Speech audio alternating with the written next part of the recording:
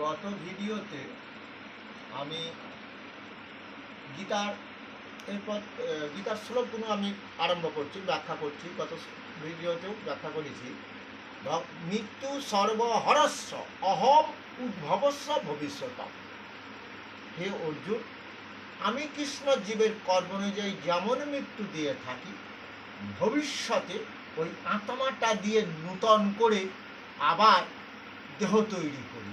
তোমাকে যে বলেছিলাম, জাতস্য ধ্রুব মৃত্যু ধ্রুবং জন্ম মৃত্যুস্য তস্মাৎ পরিহার্য অর্থে নত সচিতুম হোসি। তাই তুমি দুঃখ করো না অর্জুন, যে জন্মাবে তার মৃত্যু হবে, মৃত ব্যক্তিরও আবার পুনর্জন্ম হবে। সেই পুনর্জন্মটা কে তৈরি করে? এই নূতন করে সৃষ্টি করি আমি কৃষ্ণ। অর্থাৎ যেমন আমি জীবের মৃত্যু দিয়ে থাকি, ভবিষ্যতে ওই আত্মাটা দিয়ে নূতন করে দেহ তৈরি করব।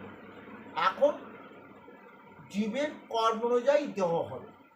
জীবের কর্ম অনুযায়ী দেহ মানে, ধরো তোমাকে যে আমি বলেছিলাম, শোনো অর্জুন, তুমি পিণ্ড খাবার খানা চিন্তা করছো কেন? আমি যদি বলি তুমি নিজে নিজে উদ্ধার হওয়ার চেষ্টা করো, হয়তো এমনও তো হবে প্রাকৃতিক দুর্যোগে তোমাদের মৃত্যু হলো, হ্যাঁ, এই যে ভূমিকম্প ইত্যাদি যে প্রাকৃতিক দুর্যোগে, তখন তো তোমার ছেলে পিণ্ড দিতে পারবে না। কেন? পিণ্ডটা দেবে কি করে? এই করোনা ভাইরাসে যারা মারা গেছে তাদের পিণ্ড হয়নি, হয়েছে কি তোমরা বলো? তাহলে এই জন্য অর্জুনকে বারবার বলছি যে তুমি উদ্ধার দা আত্মনা আত্মনা ন আত্মনা নম প্রসাদ হয় আত্মই বা আত্মন বন্ধুর আত্মই বা নিপুণ আত্ম। আমি বলি কি নিজে নিজে উদ্ধার হও মানে কি, তোমার আত্মা তোমার বন্ধু, আবার তোমার আত্মা তোমার শত্রু। এটা বুঝতে পেরেছ? অর্থাৎ ঊর্ধ্বং গচ্ছতি সত্যস্ত, যারা দেহ দিয়ে সৎকর্ম করবে নিশ্চয়ই তাদের দেহের মৃত্যুর পর সদ্গতি হবে। জঘন্য গুণাবৃত্তি স অধগচ্ছন্তি তামস, দেহ দিয়ে জঘন্যমূলক যারা পাপ কর্ম করবে তাদের অধগতি আমি করাবো, হয়তো আবার কৃমি কীটাদিকুলে জন্ম দেব। তা আমি তো এটা চাইছি না। আমি চাইছি সবাই তো আমার সন্তান, তাহলে সন্তান এখানে সুখে থাকবে, শান্তিতে থাকবে। তাই আমি কি করেছি, আমার এই বিশ্ব সংসারে শুধু কি তাদেরকে আত্মারূপে দেহের মধ্যে আছি, শুধু নয়, এই দেহটাকে বাঁচিয়ে রাখার জন্য তাপা মহামহং বর্ষম নিগৃহীনম সৃজামি চ অমৃতম চৈব মৃত্যু সজ্জামণি। আমি সূর্যরূপে তাপদান করছি, 3 ভাগ যে জল আছে, জলীয় বাষ্প হলো, মেঘ সৃষ্টি হলো, আমি মেঘরূপে বৃষ্টি দান করলাম। তাহলে প্রকৃতি কি হবে? ধরিত্রী মাতা কি হবে? বুকে সুজলাং সুফলাং শস্য শ্যামলং মলয়জ শীতলং, শস্য শ্যামলে ভরে যাবে আমার বৃষ্টি দেওয়ার ফলে, আবার প্রকৃতি ঠান্ডা হবে। তাহলে এই যে বৃষ্টিটা দিলাম, তাহলে সুজলাং সুফলাং শস্য শ্যামলং, শস্য শ্যামলে প্রকৃতি ভরে গেল, ফল মূল শস্য তৈরি হল, আমার সন্তানেরা খাবে। এইসব তোমরাই তো খাও, হ্যাঁ? তাহলে এই খেয়ে তো বেঁচে আছো। তাহলে শুধু কি তাই? আমার গৌরাঙ্গ মহাপ্রভু বললেন, কৃষ্ণ ভজনে হয় জীবের পাপ মুক্তির কারণ। ভজ কৃষ্ণ বল কৃষ্ণ লহ কৃষ্ণ শিক্ষা। কৃষ্ণকে বুঝবে কেন? শিক্ষা লাভ করো। তাহলে কি কৃষ্ণ ভজনে হয় জীবের পাপ মুক্তির কারণ। কর্মভোগ রোগেতে ঔষধ রসায়ন। দেহ দিয়ে অনেক পাপ কর্ম করেছে, অনেক রোগে ভুগছ। বলেছি না, আকাশ বাতাস জল দূষণ হবে কলিযুগে, নূতন নূতন রোগের প্রাদুর্ভাব ঘটবে, মানুষের আয়ু 40, 30, 20-তে ক্রমশ নেমে আসবে। তা আমি কি এটা চেয়েছিলাম? তা আমি এবারে কি বলবো? অহম বৈশ্যা নর ভূতা। কৃষ্ণ ভজনে কি করে দেহ পাপ মুক্ত হবে এটা ভগবান ব্যাখ্যা করে দিল।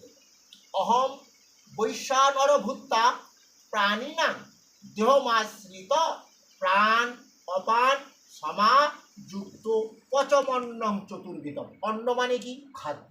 অন্ন মানে ভাত। কিন্তু এই অন্ন বলতে কি বোঝাচ্ছে ভগবান? চতুর্বিধা, 4 প্রকারের অন্ন আমি সৃষ্টি করেছি। এই 4 প্রকারের অন্নটা কি? চর্ব, চূষ্য, লেজ্জ, পেয়। পেয় মানে আমি যখন আমার দাঁত ছিল না, তখন আমি মায়ের গর্ভে কোলে এসে দুধ পান করলাম, মায়ের স্তনদুগ্ধ। এবং সেই জন্য শ্রী শ্রী চণ্ডীতে আছে, ইয়া দেবী সর্বভূতেষু শক্তি রূপেণ সংস্থিতা, ওম নমস্তাস্যাই নমস্তাস্যাই নমস্তাস্যাই নমো নমঃ। যে দেবী মহামায়া শক্তি রূপে সমস্ত জীবের মধ্যে রয়েছে। তাহলে মায়ের সেই তো মা মহামায়া কে? ইয়া দেবী সর্বভূতেষু মাতৃরূপেণ সংস্থিতা, ওম নমস্তাস্যাই নমস্তাস্যাই নমস্তাস্যাই নমো নমঃ। যে দেবী মহামায়া মাতৃরূপে রয়েছে, সেই কারা? এই যত নারী জাতি আছে তারা আমাদের মহামায়ার অংশ, সেই মহামায়া। তাহলে আমার মা এই শক্তি দান করলেন, তারা স্তনদুগ্ধ খাইয়ে। তাহলে আমার ওই খাদ্যটা হলো পেয় খাদ্য। এবার আমার দাঁত উঠে গেছে, মা আপেল কেটে কেটে খোলা ছাড়িয়ে খাওয়াচ্ছে, চুবিয়ে চিবিয়ে খাচ্ছি, তাহলে ওটা হলো আপেল, পেয়ারা ইত্যাদি চর্ব খাদ্য, চিবিয়ে খাচ্ছি যে খাদ্যগুলো। হ্যাঁ, বড় হলে রুটি রুটি করে দিয়েছে বা রুটি চিবিয়ে খেলাম, চর্ব খাদ্য। আচ্ছা, চূষ্য খাদ্য। এর চূষ্য খাদ্য তোমরা জানো, শরবতী লেবু আমরা চিবিয়ে খাই না, চুষে চুষে খাই। কমলা লেবু চুষে খাই, হলো চূষ্য খাদ্য। লেজ্জ খাদ্য, যে খাদ্যটা চেটে খায়, আমরা চাটনি চেটে খাই। তাহলে চর্ব, চূষ্য, লেজ্জ, পেয়। অর্জুন, আমি যে খাদ্য তোমরা খাচ্ছ আমার সৃষ্টি, আমি অহম বৈশ্বনর মানে জানো, জঠরগ্নি রূপে তোমাদের দেহের মধ্যে আছি। জঠরগ্নি কোথায় আছে? সেটা হচ্ছে খাদ্যগুলো যায় কোথায়? দাঁত দিয়ে খেলাম, চিবিয়ে, হ্যাঁ, জিভ দিয়ে স্বাদ গ্রহণ করলাম, ওটা কি বলি? ইসোফোগ্যাস। ইসোফোগ্যাস মানে কি? ইসোফেগাস মানে কি? ইসোফেগাস মানে হলো আমার খাদ্য নালী দিয়ে আমাদের পাকস্থলিতে চলে গেল, সেই পাকস্থলী থেকে আবার খাদ্য রস ঝরে, পাচক রস, যার নাম হলো হাইড্রোক্লোরিক অ্যাসিড, যেটা গায়েলাক অ্যাসিডের ধর্ম টক স্বাদে, যেখানে লাগে পুড়িয়ে যায়। তাই ডাক্তারবাবুরা বলে অনেকক্ষণ যেন না খেয়ে থেকো না, গ্যাস্ট্রিক আলসার হবে, মানে পাকস্থলীতে ঘা হবে। আমরা বুঝলাম এটা একটা মারাত্মক পাচক রস, যে খাদ্যগুলো আমাদের হজম করতে সাহায্য করছে। তাহলে আবার অর্জুনকে তাই বলেছিল। কি বলেছিল? হে অর্জুন, ঈশ্বর সর্বভূতরাং নির্দেশ অর্জুন তৃষ্ঠতি। সেই পরম ঈশ্বর হৃদয়ে শুধু রয়েছেন নয়, দেহযন্ত্রটাকে বাঁচিয়ে রেখেছেন, এই দেহযন্ত্র তৈরি করেছেন, এই দেহযন্ত্র পরিচালনা করছেন মায়ার দ্বারা। তাই তো বললেন, ঈশ্বর সর্বভূতনা বিদ্বেষ অর্জুন তিষ্ঠতি ভ্রামায়ণ সর্বভূতানি যন্ত্ররূঢ়ানি মায়ায়া। পরমেশ্বর দেহযন্ত্র তৈরি করেছেন, দেহযন্ত্র পরিচালনা করছেন কেমনভাবে? মায়ার দ্বারা। তুমি বারবার ওই জন্য বলছো আমি, এটা তোমার মায়া, মানে তোমার এখন যৌবন কাল আছে, সেই জন্য আমি বলো। কিন্তু দেহিন হস্মিন যথা দেহে কৌমারং যৌবনং জরা তথা দেহান্তর প্রাপ্তি ধীরস্তত্ত্বটা বুঝন্তি। ওই জন্য ধীর স্থির পণ্ডিত ব্যক্তি কখনো অহংকার করে বলে না আমি বা আমার, সবই আমার ঈশ্বর, অর্থাৎ সেই কৃষ্ণের সৃষ্টি দেহ। তাই দেহ দিয়ে তারই আমি নাম করি, কৃষ্ণ নাম। হ্যাঁ, যাতে এই দেহটা আমার কাম ক্রোধ লোভ বশত ওই ভগবান কৃষ্ণকে যাতে ভুলে না যেতে পারি, যাতে ভুলে না যাই, তাই তো নাম করি। আর হরে কৃষ্ণ শব্দের অর্থটা এটাই তো ভগবান বললেন, হরে বলো হরণ করব তোমার যত দেহ দিয়ে পাপ করেছ গো। তাহলে সেই পাচক রস হরণ করাচ্ছে সেই পরম ঈশ্বর। তাহলে কি করবে? শুধু কি পাকস্থলী থেকে খাদ্য দাঁত উঠলো খেলে পাকস্থলীতে চলে গেল 4 প্রকারের অন্ন? তাহলে আমি জঠর অগ্নিরূপে সেগুলো পাচন ক্রিয়া করি। পাচন ক্রিয়াটা জানো নিশ্চয়, কি বলে পাচন ক্রিয়া মানে হজম করায়। হজম করালে শুধু হবে না, হ্যাঁ, তাহলে এই খাদ্যগুলোকে হজম হয়ে গেল, বৃহদন্তে খাদ্য চলে এলো, মল রূপে বেরিয়ে গেল, কিন্তু এটা তো হবে না। খাদ্যের সার বস্তুগুলোকে আমি কাজেও লাগাই। কি করে? ওই যে দেহযন্ত্রের মধ্যে বিটা কোষ বসিয়ে রেখেছি। যত মিষ্টি খাদ্য খেলাম, রাঙা আলু, সাদা আলু, ভাত, অত তো মিষ্টি আছে, তার সুগার আছে, গ্লুকোজ আছে, তাহলে সেই খাদ্যগুলো শক্তি যোগাবে কে? সেটা আমি। ওই যে ডাক্তারবাবু এখন তোমাকে ইনসুলিন ইঞ্জেকশন দিচ্ছে কেন? তোমার বিটা কোষটা ধ্বংস হয়ে গেছে, ওর থেকে আর ইনসুলিন বেরোচ্ছে, বার হচ্ছে না। তাহলে তোমার কি হচ্ছে? খাদ্য হজম হয় সত্য, খাদ্যের সার বস্তু, গ্লুকোজ জাতীয় খাদ্যের সার বস্তু তোমাদের এনার্জি যোগায়। মেয়েকে বলছো মা একটু গ্লুকন ডি গুলে দে, বড্ড ক্লান্তি লাগছে, তাহলে গ্লুকন ডি, গ্লুকোজ তোমাদের ক্লান্তি দূর করে তো। তাহলে সেই ইনসুলিন হরমোনও ক্ষরণ করাচ্ছি আমি। ওই জন্য ডাক্তারবাবুরা বলে সুগারের রুগীদের হাঁটতে, কারণ ইনসুলিন হরমোনটা আবার ক্ষরণ হয়তো হতে পারে। হ্যাঁ, তবে ডাক্তারবাবু আর রসগোল্লা খেতে পারবো না বলে এ জীবনে মনে হচ্ছে আর হবে না, কারণ তোমার সুগারের লেভেল যেটা বেড়ে গেছে, এরপর কিডনিটা ড্যামেজ হয়ে যাবে। কিডনি তোমরা বুঝতে পেরেছো, সেও ভগবান তৈরি করেছে। যেমন অর্জুনকে বলছে আমি দেহের মধ্যে আত্মারূপে অবস্থান করছি, তাহলে দেহ যখন তিনি আত্মাটা ত্যাগ করলেন, ওই দেহটা, সেই মরা লোকটা কখনো বলবে না আমি হিসি করব। মরা লোকটা কখনো বলবে না ওরে 12টা বেজে গেল এখনো খেতে দিলি না, পেটের মধ্যে জ্বালা দিচ্ছে, কারণ ও মরা। ও দেহটা, ওই দেহটা ত্যাগ করেছেন পরম ঈশ্বর।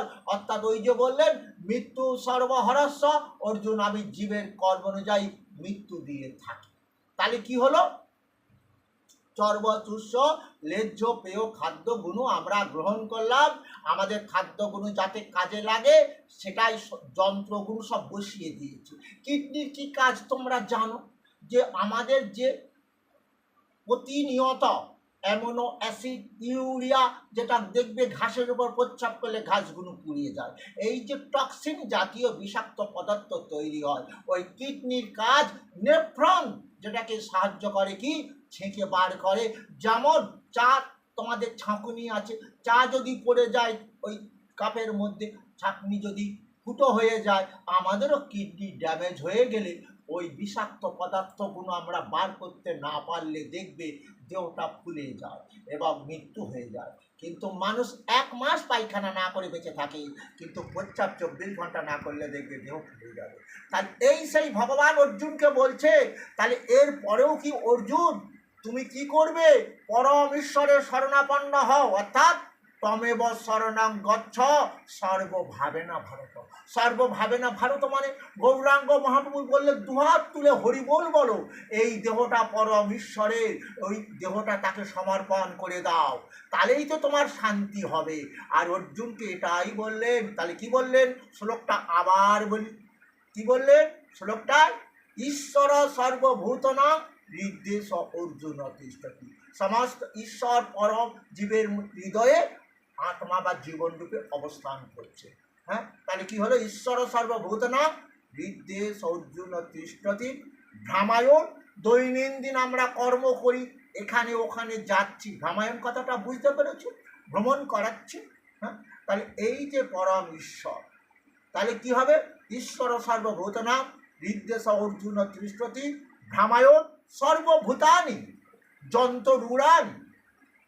যন্ত্র, দেহ একটা যন্ত্র, সেই দেহ যন্ত্রটা তৈরি করেছেন পরমেশ্বর এবং দেহ যন্ত্রটাকে পরিচালনা করছেন পরমেশ্বর।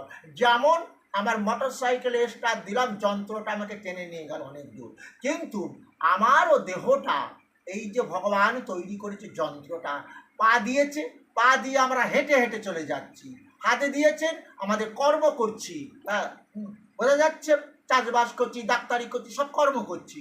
এবারে সেই পরমেশ্বর তাই বলছেন অর্জুন, পরমেশ্বর দেহযন্ত্র তৈরি করেছেন, দেহযন্ত্র পরিচালনা করছেন মায়ার দ্বারা। তাই জীব যাদের অহংকার আছে, যেমন তুমি বলছো আমি যুদ্ধ করতে পারবো না, যুদ্ধটা তো করাবো আমি, দেহযন্ত্রটা তৈরি করেছি আমি, তোমার হাত যদি অচল হয়ে যায়, হয়তো কি বলবো, প্যারালাইসিস হয়ে গেছে, হাত আর উঠতে পারবে, ও কি যুদ্ধ করতে পারবে? তাহলে পরম ঈশ্বর এইভাবে দেহযন্ত্র তৈরি করেছেন, দেহযন্ত্র পরিচালনা করছেন মায়ার দ্বারা। তাই অহংকার করে আর বলো না আমি যুদ্ধ করতে পারবো না। তাহলে কি বুঝলে? আমি বলে এখানে কেউ নাই। আমার পুত্রগণ বলছো, আমার পিতামহ, ওটাও মায়া। এখানে তুমি কাকে সঙ্গ করে এনেছো? একলা এসেছো, একলা যেতে হবে। তাহলে মায়া কেন বাড়াচ্ছ? কারণ যারা মায়ার জগতে মোহিত হয়ে আছে তারা তো আমাকে চিনতে পারবে না। নাহং প্রকাশ সর্বস্ব যোগ মায়া সমাবৃতা মূলয়ম নাভিজানাতি লোক মামজম বয়ম। আমি যোগমায়াকে আশ্রয় করে আছি। এই যোগমায়াকে আশ্রয় করে এই জগতের জীবদের আমি পালন করি। ওই যে যোগমায়া, আমার ভক্ত রামপ্রসাদ বলছে না, মা আমায় ঘোরাবি কত, কলুর ওই চোখ বাঁধা বলদের মতো। হ্যাঁ, তাহলে আমরা বলদের মতন ঘুরে বেড়াচ্ছি মায়ার জগতে যারা মোহিত হয়ে আছে। তাহলে এটাই সেই ভগবান বলল, তমেব শরণং গচ্ছ, সেই পরম ঈশ্বরের শরণাপন্ন হও অর্জুন। তাহলে কি হবে জানো? এই সংসারেও সুখ শান্তি পাবে, এই দেহ দিয়ে সুখ শান্তিও পাবে, আবার মৃত্যুর পর পরম মোক্ষ লাভ করবে। তখন আর ওই পিণ্ড খেতে হবে না। হ্যাঁ, কথা বুঝতে পেরেছো? কারণ তোমার ছেলে কি করবে আজকে? কি করবে আজকে ছেলে? কি করবে আমাকেই তো বলবে। কি বলবে? হ্যাঁ, পাপ পাপ কর্মাহং পাপাত্মা পাপ সম্ভব ত্রাহিমাং কুণ্ডরী কাক্ষ সর্ব পাপ হরও হরি। হে হরি, তুমি জীবের পাপ হরণ করো, তো তা আমার বাবার পাপটা হরণ করো। কারণ আমার বাবা তো পেট লোকে রয়েছে, নরক যন্ত্রণা ভোগ করছে। হ্যাঁ, আমি তো তার ছেলে, কি করি বা সহ্য করি?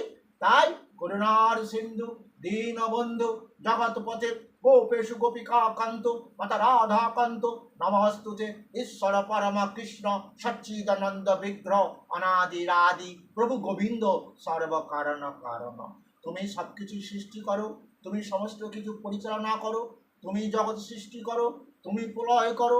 তুমি নিজেই বললেন, তুমি নিজেই বলেছ, এতৎ জনিনি ভূতানি সর্বাণি তুপধারায় অহং কৃষ্ণস জগত প্রভাব প্রলয়সনে। মানে এই জগৎ আমি যেমন সৃষ্টি করেছি, জগৎ পরিচালনা করি আমি, আবার আমি প্রলয় করে ধ্বংস করে দিই। তাই ধ্বংসটা আমি করতে চাই না। তাই তোমাদের কি বললাম, যদি অপি চেদসি পাপে ভ সর্বে ভ পাপ কৃতম সর্বং জ্ঞান পুলবে নৈবা বীজিরং সন্তরসি। তোমরা তোমরা আমার সৃষ্টি অমৃত পান করো, গীতা অমৃত পান করে দেহ পাপ মুক্ত হও।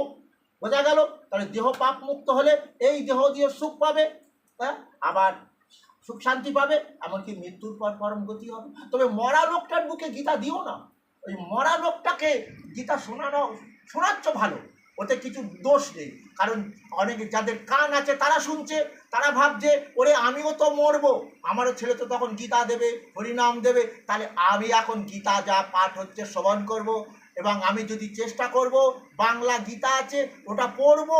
কারণ আমার ছেলে যখন আমার মরার পর গীতা পাঠ দেবে, পাঠক আনবে, হরিনামের দল আনবে, তখন আমার কিছু কাজে লাগবে না। কারণ গ্রন্থ শাস্ত্র বলছে শ্রবণং কীর্তনং প্রভু বিষ্ণু শরণং, মানে এই ভগবান বিষ্ণু আমাদের পালন করছেন, সেই ভগবান বিষ্ণুকে স্মরণ করো। শ্রবণং কীর্তনং প্রভু বিষ্ণু শরণং পাদ সেবনং অর্চনং দাস্য সক্ষ আত্মনিবেদনং। তোমাদের আগে শুনিয়েছিলাম আমার এই সাধনা ভজনটা একমাত্র কারণ আমি ওই সেই বিষ্ণুকে কোথায় দেখতে পাই? বিড়ির প্যাকেটে। কৃষ্ণের ছবি কোথায় দেখতে পাই? জর্দার প্যাকেটে। কৃষ্ণের ছবি কোথায় দেখতে পাই? বিড়ির প্যাকেটে। বিড়ি বিড়ি দেখেছো? তাই আমরা ধ্বংসের কারণ এটাই বলছে। তাই মহাপ্রভু, দেহ দিয়ে অনেক পাপ করেছো, কৃষ্ণ ভজনে হয় জীবের পাপ মুক্তির কারণ। কর্মভোগ রোগেতে ঔষধ রসায়ন। দেহ দিয়ে পাপ করেছো, রোগ ভোগ করছো, অনেক রসায়ন খাচ্ছ, মানে সুগারের ওষুধ বলো, হাই প্রেশারের ওষুধ, কোলেস্ট্রলের ওষুধ। হ্যাঁ, আবার এখন দেখেছো, আগে মেডিকেল সায়েন্স, আমি ডাক্তার হোমিওপ্যাথি, তাই তখন আমি বলতাম এটা কি রুমেটিজম, গাউট, বুঝতে পেরেছো? কিন্তু এখন বলছি medical science, it is not gout, বলছে ইট ইজ এ ডিজিজ। হ্যাঁ, ইট ইজ এ ডিজিজ। কি যেখানে কি হয়েছে? ক্যালসিয়াম ডেফিসিয়েন্সি, ক্যালসিয়াম ধ্বংস হয়ে যাচ্ছে, দেহ তৈরি হচ্ছে না, তাই তোমাদের হাড় করগুলো অকেজো হচ্ছে। কারণ ক্যালসিয়ামের, হাড়ের যে প্রধান যে গঠন সেটা তো ক্যালসিয়াম। কিন্তু তোমাদের মহাপ্রভু বলেছিল, কান্দাউরি কি বলেছিল, এখনো একটা নিয়ম পালন করা হয়, মহাপ্রভুর ভোগ দিতে গেলে কি করা হয়, কচু শাকের, কচু গাছের ঘন্ট, কচু শাকের ঘন্ট, ওতে প্রচুর ক্যালসিয়াম আছে, তাই তো মেডিকেল সায়েন্স হচ্ছে কচুতে। আর কি বলছে, কি বলছে, পাকস্থলী কাজ করবে না, আকাশ বাতাস জল দূষণ হয়েছে, যে জলে আর্সেনিক এসে গেছে, তাহলে কি খাবে, কি খাবে, হিংচে শাকের ঝোল খাও। তাহলে বললে মোচার ঘন্ট খাও, ঘরে ঘরে সুগারের রুগী হবে, মোচা ভালো সুগারের ওষুধ। তাহলে কচু শাক খাও, মোচার ঘন্ট খাও, আর কি বললে, থোড়ের ঘন্ট খাও। ওই যে বলেছিলে অর্জুন, আমি কুরুক্ষেত্রের যুদ্ধের পর দেখবে সব ফাঁকা, টেনশন হবে তো, হাইপার টেনশন যে রোগটার নাম। থোড়ের ডাল্লা খেলে কি হয় জানো, থোড় খেলে টেনশনটা কমে যায়, হাই প্রেশারটা কমে যায়। এই জন্য মহাপ্রভু বলেছিল, এবং মহাপ্রভুর ভোগে তাই আমরা কচু শাকের ঘন্ট, মোচার ঘন্ট, থোড়ের ঘন্ট আর হিংচে শাকের ঝোল দিই। এগুলো মহাপ্রভু জগৎকে দেখিয়ে দিলেন, এগুলো আমি খেয়েছি, তোমাদেরও খেতে হবে। হ্যাঁ, তাহলে আমরা আর বদনে কি বলতে হবে, হরে কৃষ্ণ হরে কৃষ্ণ কৃষ্ণ কৃষ্ণ হরে হরে হরে রাম রাম রাম রাম হরে হরে। মানে সময় পাই না, কাজ করি তো। কি বললেন ভগবান, রাত্র দিন নাম লয় খাইতে শুইতে, তাহার মহিমা বেদে নাহি পারে দিতে। আমি বেদ সৃষ্টিকর্তা কৃষ্ণ, বেদেতে তুমি যত কিছু যজ্ঞ করো, ধন যজ্ঞ, শান্তি যজ্ঞ, পুত্র যজ্ঞ, গ্রহরাজের যজ্ঞ, সেটা না খেয়ে করতে হয়। কিন্তু আমি তোমাদের স্বল্প আয়ু তো, তাই তোমরা খেতে খেতে শুতে শুতে তোমাদের মৃত্যু হবে, আমি তো জানি। তাই খেতে খেতে শুতে শুতে আমার দেওয়া মহামন্ত্র হরে কৃষ্ণ কৃষ্ণ কৃষ্ণ হরে হরে, হরে রাম রাম রাম রাম হরে হরে। হরে মানে জানো, হরণ করব তোমাদের পাপ, আমি কৃষ্ণ। যেটা গীতাতে বলেছিলেন, সর্বধর্মান পরিত্যাজ্য মামেকং শরণং ব্রজ, অহং তাম সর্ব পাপে মোক্ষই স্বামী মা সূচো। হে অর্জুন, তুমি সব ধর্ম ত্যাগ দাও, পুত্রযজ্ঞ, শান্তি যজ্ঞ, গুরুরাজ যজ্ঞ, আমার যজ্ঞ করো। অর্থাৎ আমি তোমাদের কথা দিচ্ছি, তোমাদের সমস্ত পাপ থেকে আমি মুক্ত করে দেবো। তাই বললেন সর্বধর্মান পরিত্যাজ্য, মানে ত্যাগ করো, সর্বধর্মান পরিত্যাজ্য মামেকং শরণং ব্রজ, তুমি আমার শরণাপন্ন হও। তাই তো, তাহলে কি করব, আমি তোমাকে সমস্ত পাপ থেকে যখন মুক্ত করে দেবো, দেহ পাপ মুক্ত হয়ে যাবে, দেহ দিয়ে সুখভোগ লাভ করবে, এমনকি মৃত্যুর পরও পরম গতি তো আমি লাভ করাবো কৃষ্ণ। বুঝতে পারোনি কি, মৃত্যু সর্বহরস্য অহম উদ্ভবস্য ভবিষ্যতাম, আমি কৃষ্ণ জীবের কর্ম অনুযায়ী যেমন মৃত্যু দিয়ে থাকি, ভবিষ্যতে আত্মাটা যে দেহ তৈরি করি। তাহলে তুমি যদি সব ধর্ম ত্যাগ দিয়ে আমার এই কলিযুগে হরিনাম করো, তাহলে তো আমি তোমাকে পাপ মুক্ত করবো। এটা তো আমি বলেছি, হরের নাম হরের নাম কই বলম, কলৌ নাচতে বা গতির নত। হে কলিযুগ, যত কিছু যজ্ঞ করো, হরিনাম যজ্ঞ ছাড়া দেহ দিয়ে সুখ পাবে না, শান্তি পাবে না, মরার পরও গতি হবে না। তাই দেখতে পাই বাবা মরে গেছে, ছেলে বাবার গতি করার জন্য কি করছে, হরিনাম দিয়েছে। গীতা ভাগবত গীতা দিয়েছে কেন, গীতা দিয়েছে ওই যে আমার ভগবান মুখ নিঃসৃত বাণী, যেটা শ্রবণ করলে, হ্যাঁ গীতাতে লেখা আছে যে সাধ্য বাসরে পিতা গীতা শ্রবণ করে পেতলোক থেকে পিতৃলোকে গেল, কিন্তু এরপরে যে যমলোক আছে, যমলোক মানে জানো, দেহ দিয়ে যে পাপ করেছো, আমি সেই যমরাজ রূপে তোমাদের বিচার করব বলেছি। কেন, আরো বলেছি, গতি ভর্তা প্রভু সাক্ষী নিবাস শরণাম সুহৃদ প্রভাব প্রলয় স্থানম বিধানম বিদম্ব। অর্জুন, আমার ছাড়া তোমাদের গতি নাই, ভর্তা আমি তোমাদের ভরণ পোষণও যোগাই, মানে খাওয়া দাওয়া পোশাক আশাক আমি যোগাচ্ছি, ব্যাখ্যা করেছি। আচ্ছা, এবারে তাহলে আমি সাক্ষী মানে জানো কি ভাবছো, হ্যাঁ অনেক নেতা ধরে, চ্যানেল ধরে, কোথা থেকে জেল থেকে ছাড় পেলে, কিন্তু আমি সাক্ষী আছি, এটা যেন ভুলে যেও না।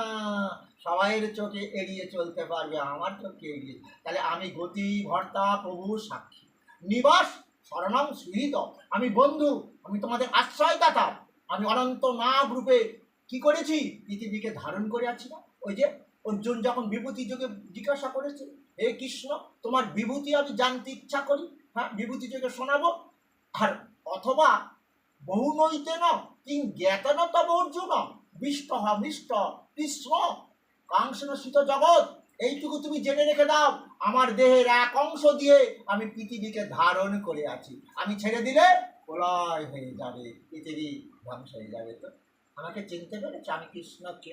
তাহলে তাহলে তুমি বুঝতে পেরেছ আমাকে আমার শরণাপন্ন কেন হবে। আমি ওই যে বললাম তমেব শরণং গচ্ছ, কেন আমাকে দেহ মন সমর্পণ করবে, আমাকে চিনতে পেরেছ অর্জুন? আমি এটাই চাইছি। যে কি চাইছি, তোমরা আমার সন্তান দীর্ঘ আয়ু লাভ করো, মৃত্যুর পরও যেন তোমাদের আমার বৈকুণ্ঠে নিয়ে যেতে পারি। শুধু বৈকুণ্ঠে নয়, আবার কোনো হয়তো যোগীর গৃহে জন্ম দেব। কারণ ষষ্ঠ অধ্যায় অর্জুন জিজ্ঞাসা করেছিল কৃষ্ণ, তোমাকে যারা ভালোবেসে আশ্রয় করেছে কিন্তু পরবর্তীকালে সাধন ভজন করতে পারে না, হয়তো অর্থনৈতিক অবস্থা খারাপ, হ্যাঁ ইত্যাদি কারণে পরবর্তীকালে তার কি হবে, বলছে আমার যেটুকু যে ভজন করে পরবর্তীকালে যখন দেহ তৈরি করে দেবো আবার ওই দেহ দিয়ে ভজন করবে, ভজন করতে করতে কি বলো ও দেহ পাপ মুক্ত হয়ে যাবে, এবার আমার কাছে আমি তুলে নেব। মানে ওই যে বেলুর মাঠে আমার গুরুদেবের নাম ভূতেশ্বর নন্দী দেখি সাদা কাপড় পরে আছে সন্ন্যাসীরা, কিন্তু কেন ওরা কোনো সংসার জগতে মায়া ভুলতে পারেনি, জড়ুয়া দিয়ে দিল যখন, ওরা সমস্ত ত্যাগ করে ওই পরম ঈশ্বর ঠাকুর রামকৃষ্ণ চরণে দেহ মন সমর্পণ করে দিয়েছে। সংসার কার? ঠাকুরের। আমি কে? ঠাকুরের চরণের ধুলো আমি। ওই যে কি একটা গান আছে না, চরণ ধরিতে দিও গো আমারে প্রভু, নিও না যেন সরায়, আর আমি যে কিছু চাহিনে চরণ তলে বসে থাকিব, আর আমি যে কিছু চাহিনে জননী বলে শুধু ডাকিব। কথাটা দুটো করে দিই, দুটো